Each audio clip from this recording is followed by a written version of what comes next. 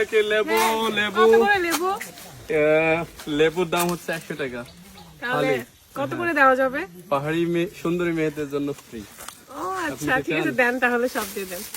নেন, আপনি তো সুন্দর, আপনার তো দেওয়াই যায়। ঠিক আছে ভাইয়া। ভাইয়া বলে সব টাকা নিয়ে চলে গেল।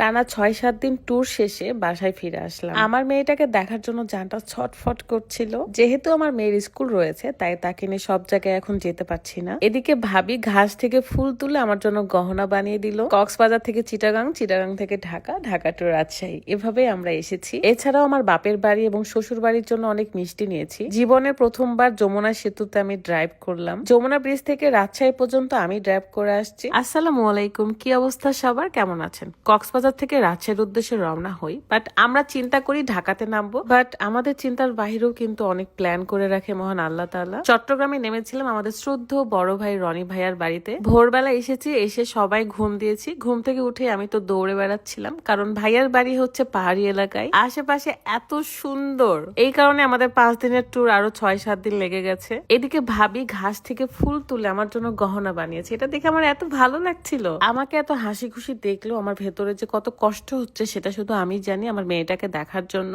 আজকের এই ব্লগটা আমার কাছে অনেক বেশি স্পেশাল, তবে তা দেখানোর আগে একটু দেখাতে চাই আমার চুল ঘন হওয়ার পেছনে একটা সিক্রেট হেয়ার অয়েল আছে। তবে আমি চাই আমার ভালোবাসার মানুষরা আমার সিক্রেট ব্যাপারটা জানো। চুল পড়া কমানোর জন্য সবসময়ের জন্য আমি ব্যবহার করি অর্গানিক হেয়ার অয়েল। এটা বিগত কয়েক মাস ধরে ব্যবহার করছি। আগেরটা শেষ হয়ে গেছে, দেন আবারও নতুন একটা অর্ডার করেছি। তাদের হেয়ার প্যাকটাও আমি ব্যবহার করি organic hair oil. Facebook page থেকে আমি এই তেল এবং প্যাকটা নিয়েছিলাম। পেজটা ভিডিও ডেসক্রিপশনে দেওয়া থাকবে। এই তেলটা সম্পূর্ণ ন্যাচারাল উপাদান দিয়ে তৈরি, যেমন কালো জিরা, আরো 26টির মতো ন্যাচারাল উপাদান রয়েছে। যাদের চুল পড়ার সমস্যা রয়েছে তারা অবশ্যই এই তেলটি ব্যবহার করবেন। এটা আপনার চুল পড়া কমাবে, চুল লম্বা ও ঘন করবে। আপনার চুলের যত্নে অর্গানিক হেয়ার অয়েলটি হবে বেস্ট একটা সলিউশন। তাই দেরি না করে আপনার চুলের সকল সমস্যার সমাধানের জন্য এই অর্গানিক হেয়ার অয়েলটি এখনই অর্ডার করুন। আমাকে ভাবি খুব সুন্দর করে ফুলের ব্যান্ড পরিয়ে দিয়েছে এবং এখন আমরা যাব রনি ভাইয়ার লেবুর বাগানে এবং লিচুর বাগানে। আমরা খুব এক্সাইটেড ছিলাম লিচু খাওয়ার জন্য, বাট গিয়ে দেখি লিচু একদম ছোট ছোট টক ছিল।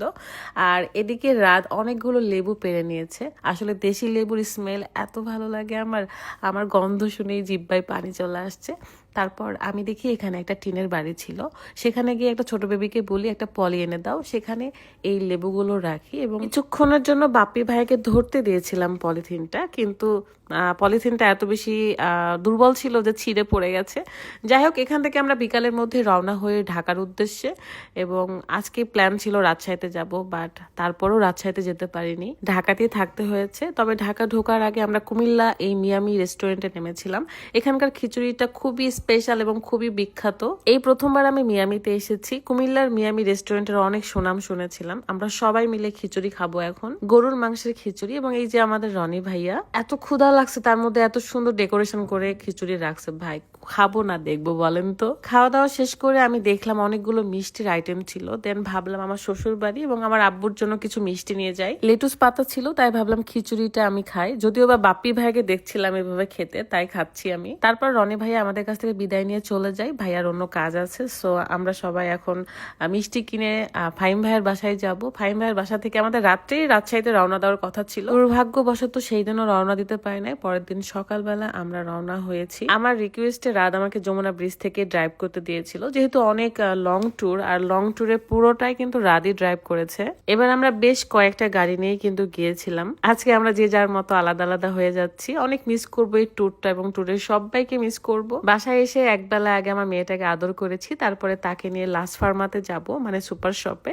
সে যা যা নিতে চাইবে সবকিছু তাকে কিনে দেওয়া হবে আজকে। যদিও বা তার বাবা তাকে মাঝে মাঝে সুপার শপে নিয়ে যায়, যা মন চায় তাকে কিনে দেয়। কেনাকাটা শেষ করে বাপ বেটিতে চলে গেল এবং আমি কিছু শপিং করে তারপর বাড়ি ফিরেছি, যেমন রুকাইয়ার ব্যাগ, তারপর জুতা।